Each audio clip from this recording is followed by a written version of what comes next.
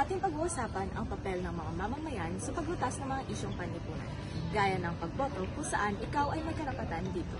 Alam mo ba na higit 10% kada tao ang hindi bumoboto sa bawat eleksyon? At dapat may alam ka dito. At sa talakay na ito, ating pag-uusapan ang iba't ibang isyong panlipunan na dapat alam mo. At sa talakayang ito, ating pag-uusapan ang iba't ibang paraan kung paano ka makakatulong dito.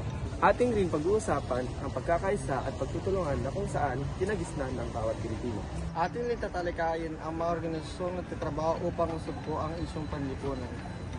Ngayon, ating talakayin ang papel ng mga mamamayan sa paglutas ng mga isyong panlipunan. Bilang bahagi ng lipunan, hindi lamang ang gobyerno o mga institusyon ang may responsibilidad sa pagsugpo ng isyong panlipunan.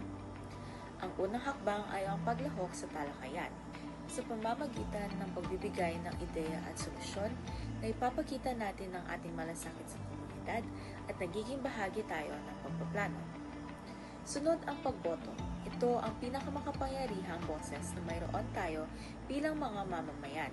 Sa pamamagitan ng pagboto, pinipili natin ang mga lider na may malasakit at kakayahang tugunan ang mga isyong panlipunan.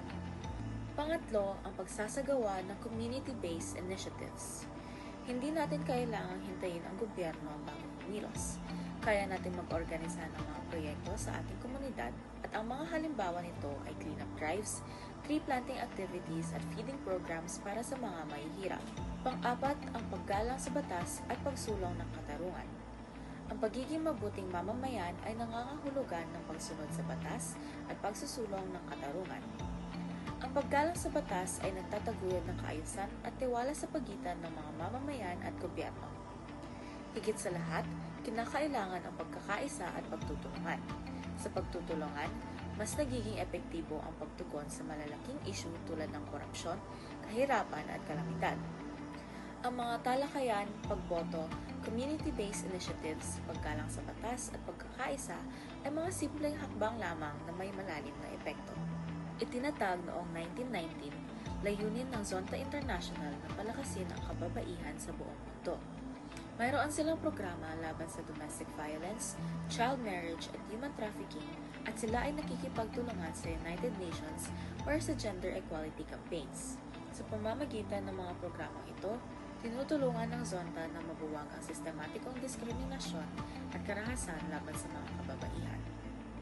Itinatag noong 1984 na katuon ang Gabriela sa pagtatanggol ng karapatan ng mga kababaihan, lalo na ang mga nasa laylayan ng lipunan. Sila ay nagtatag ng mga anti-violence campaigns na tumutulong sa mga biktima ng abuso at rape. Ipinaglalaban din nila ang makataong sahod at karapatan sa trabaho at mayroon din silang grassroots advocacy para sa edukasyon at pagkilos para sa marginalized communities. Sa pamamagitan ng pagkilos mula sa grassroots hanggang pambansang antas, isinusulong ng Gabriela ang hustisyang panlipunan at tunay na kalayaan para sa kababaihan.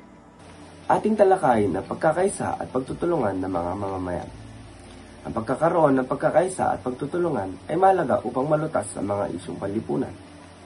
Sa pamamagitan ng sama-samang pagkilos, mas mabilis at mas epektibo ang mga solusyon sa mga problema ng lipunan.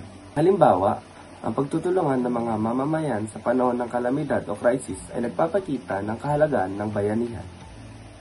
Ang mga organisasyon, komunidad at mga individual ay nagsasama-sama upang magbigay ng solusyon at tulong sa mga nangangailangan. Kaya't mas pinapalakas nito ang pagkakaisa at katatagan ng buong lipunan. Sa pagtatapos, ang pagkakaisa at pagtutulungan ng mga mamamayan ay hindi lamang isang ideya, kundi isang kinakailangang hakbang upang malutas ang mga isyong panlipunan. Sa pamamagitan ng pagkakaroon ng malasakit sa isa't isa at ang aktibong pagtutulungan, makakamit natin ang isang makatarungang, masaya at progresibong lipunan. Ang tunay na pagbabago ay nagsisimula sa bawat isa sa atin at sa pag-aambaga ng lahat, malalampasan natin ang anumang hamon na dumarating. Paano ka makakatulong? Una, pagpapayag ng opinyon at pagsusulong ng mga reforma. Ang pagpapayag ng opinyon at pagsusulong ng mga reforma ay mahalaga para sa pagbubuti ng sistema sa lipunan. Ang opinyon ay nagiging daan upang mapag-usapan ang mga isyu at matutunan ng mga solusyon. Ang pagsusulong ng reforma ay nangangailangan ng konkretong plano at kooperasyon mula sa gobyerno, pribadong sektor at mga mamamayan. Mahalaga ang pagiging bukas sa mga bagong ideya at solusyon upang matugunan ang mga problemang matagal nang binabaliwala. Gayon din, ang mga reforma ay dapat masusing pinag-aaralan upang matiyak ang makikinabang ang nakakarami, hindi lamang ang ilang tao o sektor. At isa pa ay ang pagpapakita ng malasakit at pagtulong sa kapwa. Ang pagpapakita ng malasakit at pagtulong sa kapwa ay makikita sa simple mga gawain tulad ng pagbibigay ng donasyon o pagganap ng mga volunteer work. Ang mga ito ay malaki ang naitutulong sa mga nangangailangan sa komunidad. Sa pamamagitan ng mga aktibidad na ito, pinaipapakita ang pagkakaroon ng malasakit at pagpapalaga sa kapwa na nagdudulot ng pagkakaisa at mas matibay na ugnayan sa loob ng komunidad.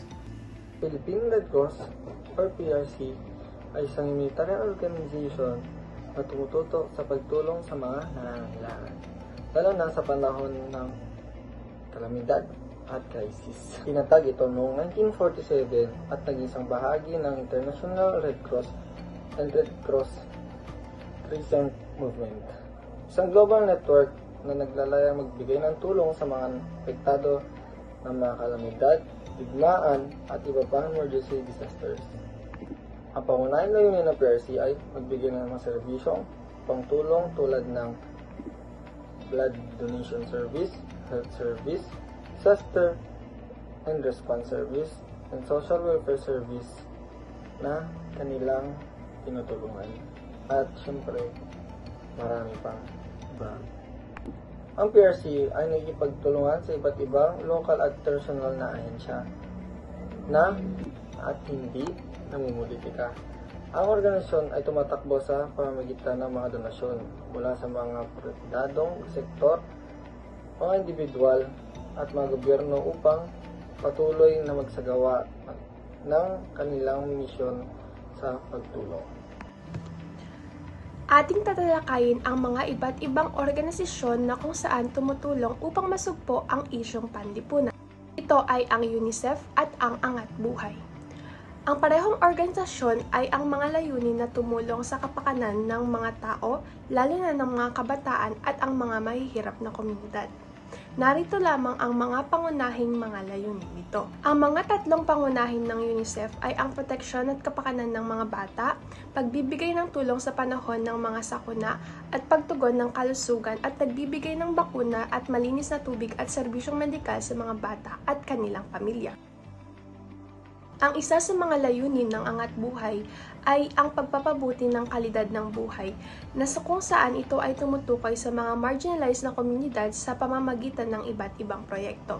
Pangalawa rito ay ang parehas sa UNICEF na kung saan sila ay nagsusuporta sa edukasyon. Sila ay nagbibigay ng scholarship, school supplies at infrastructure sa mga pampublikong paaralan. At higit sa lahat, ang kalusugan at nutrisyon. Nagbibigay rin ng serbisyong medikal, pagkain at ibang pangangailangan sa komunidad. Bagamat magkaiba ang kanilang saklaw at antas ng operasyon, parehong may malasakit ang UNICEF at ang Angat Buhay sa kapakanan ng tao, lalo na ng mga kabataan na may hirap na sektor. Ligtas ang may alam At dapat ipaglaban mo.